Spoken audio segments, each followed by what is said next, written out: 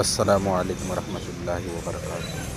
आज जमशान के बाद हज़रत मौलाना शब्बीर साहब के जनाजे में आप देख सकते हैं लोग जमा हुए हैं। माशाअल्लाह, अल्लाह हज़रत की मग़फ़िरत फरमाए।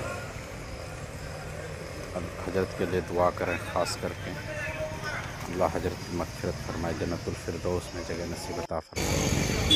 देख सकते हैं